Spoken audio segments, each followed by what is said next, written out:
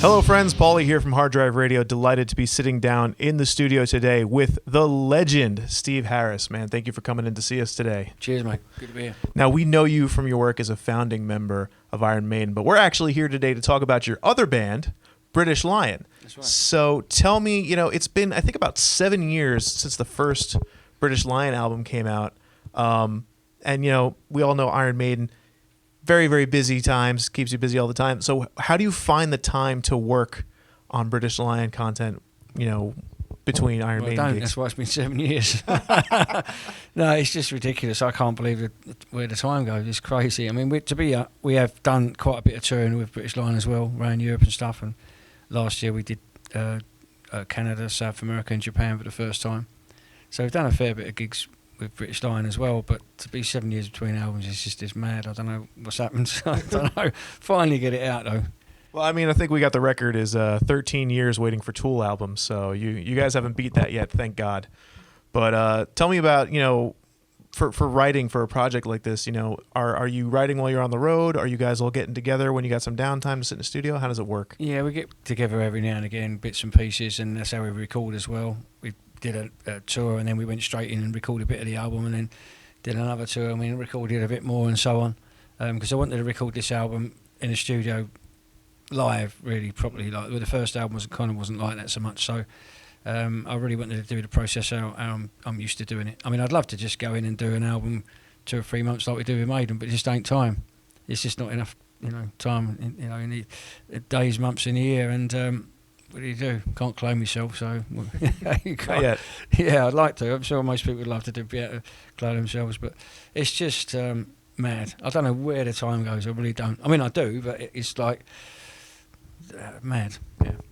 So, what studio did you guys go to record all this? Did you use several studios or stick with one? No, we did it in one, and in the UK we just did it there, just because it was convenient and easy to do it there, and that's it. But yeah.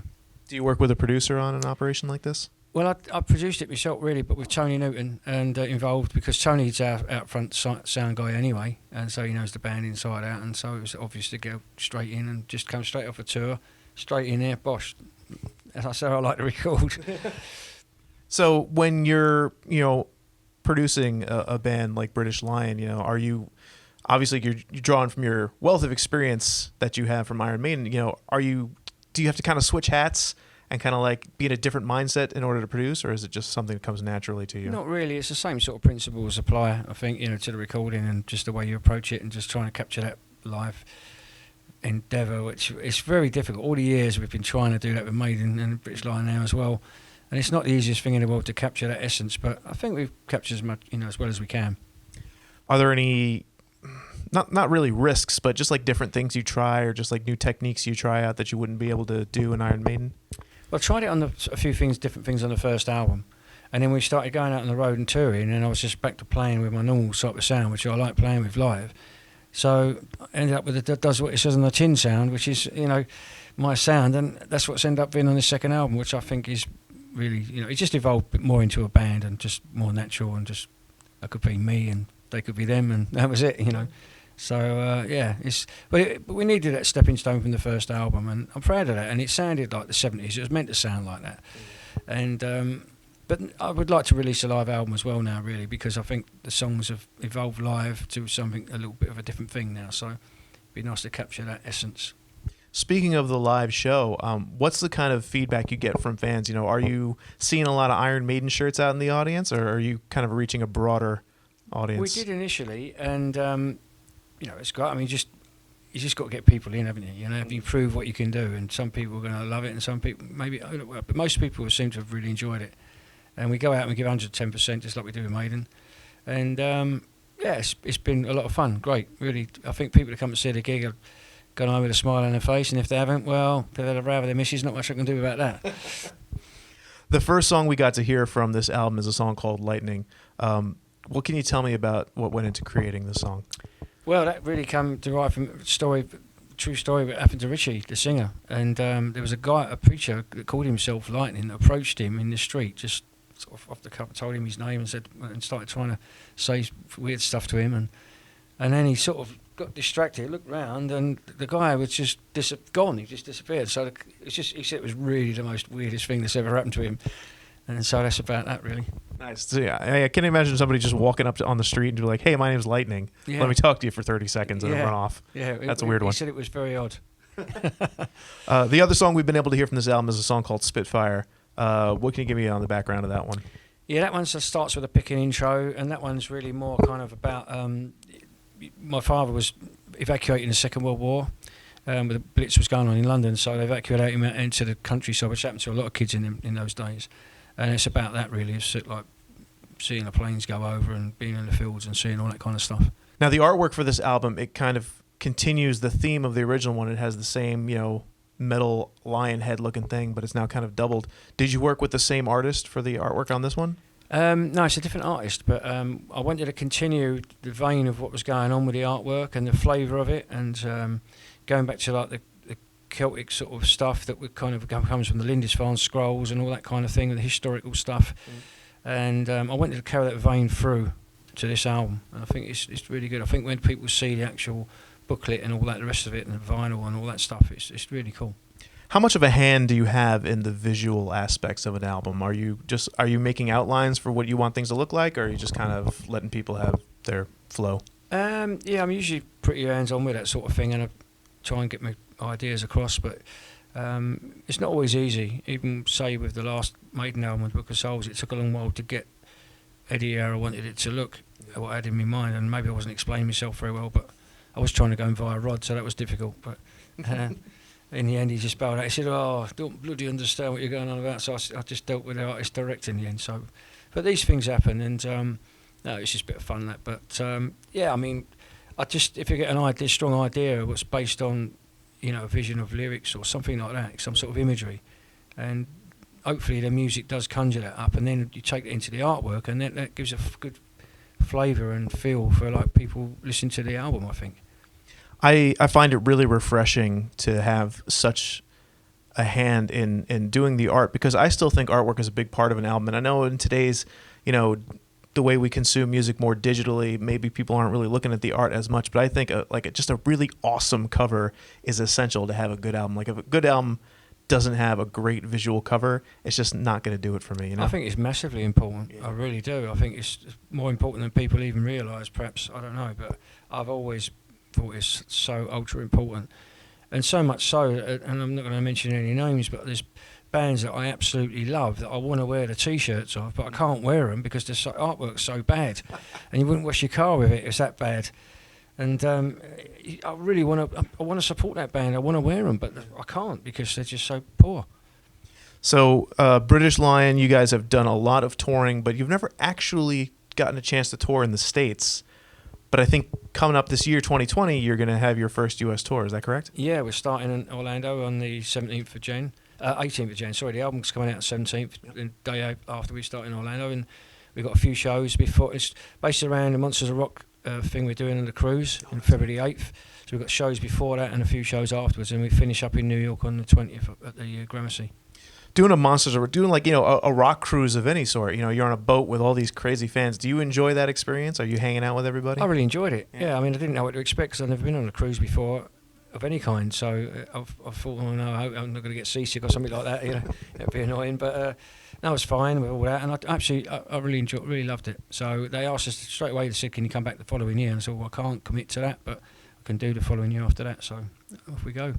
So bringing British Lion on the road in the States, I'm sure it's probably a much leaner operation than bringing Maiden. You're not like trucks full of equipment. Is it refreshing for you to do something a little more smaller scale, maybe?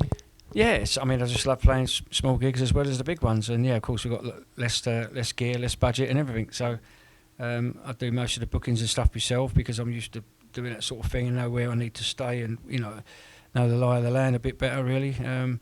So yeah, I mean, it's what it is. You just have to get on with it. But I enjoy that side of it. Well, good. I mean, is there a stop that you're looking forward to the most on this one? I'm enjoying them all. I mean, I'm looking to do the Florida because I've got a condo in Florida, so I'm looking to forward to doing quite a few shows in Florida. And yeah, I mean, we're going up. I actually sort of routed the tour too because I thought I've seen when they get the old darts out with the blindfold with the darts on. And I think, why are you going all over the place and doing all this? So I said, no, I want to do this, go around this way, go up, come back, across, down, and it's all making good sense.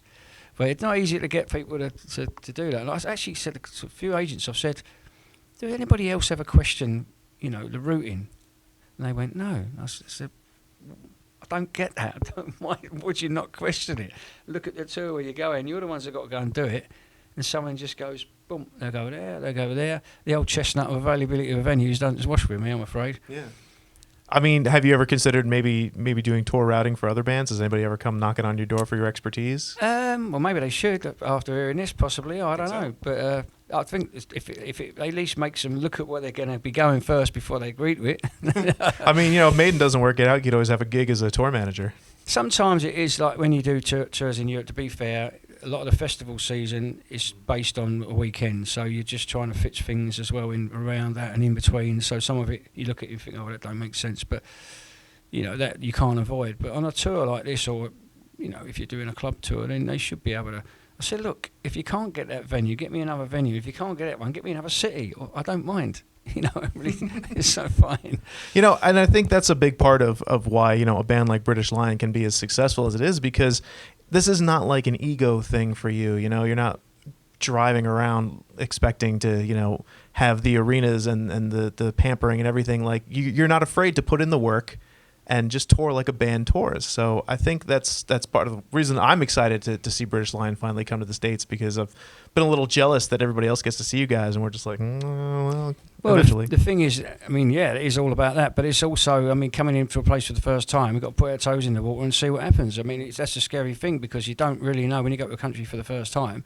We've got no idea as to whether people are actually going to turn up or not. And it's such a vast country. You might have loads of people, I don't know, say from California or something where we're not going, who are really into it, but we might play somewhere like, well, we're playing Lexington and somewhere like that, and then who's going to come to the show? But hopefully they will, but you never really know, so it's a bit scary. I think they will. I think you don't have anything to worry about. Well, you'd say that, but you can't take anything for granted. We never, even with Maiden, we don't. We still go out and do interviews, try and make sure that we, get people coming in and people know about it, but States is such a vast country. I've been even with Maiden, I've been in a taxi and the guy's going, hey, Maiden, blah, blah, blah, and I go, what are you doing here? And I'm like, well, I'm playing tonight. And he's like, well, he didn't even know. And so if some people like that don't know about Maiden there, then what are you going to do? I think that's just us Americans. We're a little lazy, like, unless you're beaten over the head, like, hey, Maiden's playing tonight. Yeah, but you get that in UK too. You get people moaning, that you've not played there. And a couple of years ago, I went and did like a 22-date in 30 days all around the place, and I play places that other people don't play. And in a couple of those places where people don't play, there's a reason they don't play there. It's because people don't turn up.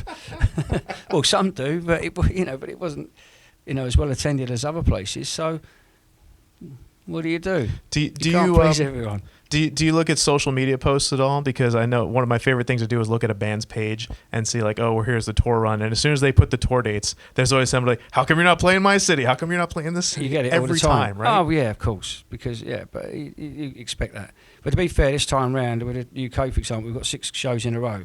And I was originally going back like a week earlier than I would have done for Christmas, so I could see my son's band, Raven Age, headline in London. So I wanted to get back and watch that. So I thought, you know what, I'm getting back on the 13th. I could rehearse that afternoon, I can rehearse the next day, and I can do 6 shows in a row, which is what we're doing.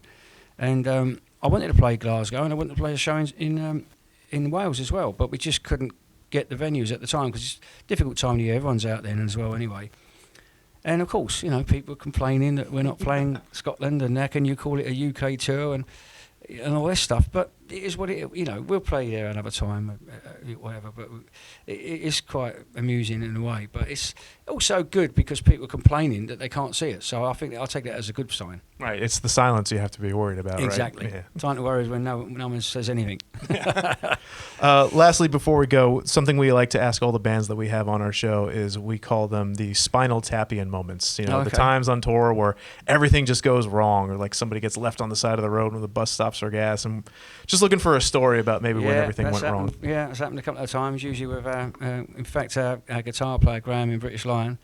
I'd already gone to Canada. I was already in Toronto. I flew up from Bahamas. The rest of the guys were flying in from the UK, and he missed the flight.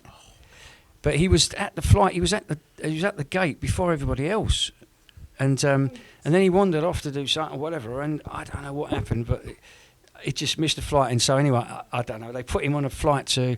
He's supposed to go to Toronto. He's going to end up going all the way to Calgary and then back again to Toronto, which obviously took a lot more hours. And but at one point we couldn't even get hold of him because he didn't have a really good phone, and he was a bit old school like that, and his phone was battery had run out and all sorts. So I'm thinking, I was just gonna, because a couple of my mates were coming out the next day to see the gigs, and I thought, well, I can just stick him in the plane with him. That's no problem. But if I could get hold of him, but I couldn't get hold of him, so I didn't know where he was or anything. Couldn't get hold of his missus either, and his missus finally eventually tracked his missus down. She didn't know where he was. So all this time we don't know where's he gone. And so I wasn't too panicked. Everyone was thinking I was going to freak out, but I wasn't, because we had a few days like rehearsal and stuff. So I thought, even the worst possible scenario, if he's gone off somewhere and got on the wrong plane or something like that, or I don't know what, then at least we can get him to in time for the first gig. So I wasn't overly worried. If it had been a gig the next day, I'd probably been a bit panicked and a bit, Yeah. But it's just, that's Grahame though.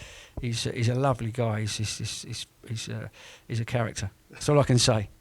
What is it about the most interesting people that just kind of draws them to being in bands and being musicians? Like, I've never met a boring person in a band. But that's the thing, though. They're all characters. They've just got such a thing going for them, and you see it on stage. He's a little bit edgy, not crazy, but in a nice way. But he's definitely. I don't know. He just has these moments of weirdness. So that's all I can say. Well, the band is British Lion. The album The Burning is out January 17th, 2020. Steve Harris, man, thank you so much for coming in. Cheers, This was a mate. blast. Cheers.